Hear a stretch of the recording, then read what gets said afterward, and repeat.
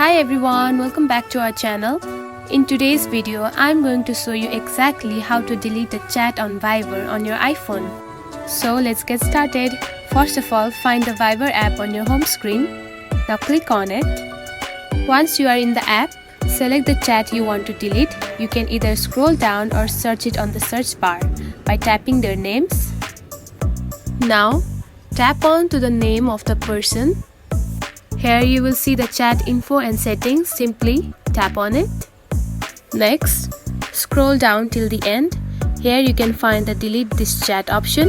Now click on it. Tap on to delete. Now the chat has been successfully deleted from the chat list.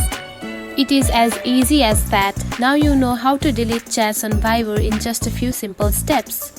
If you found this video helpful, don't forget to like and subscribe for more tips. Thanks for watching.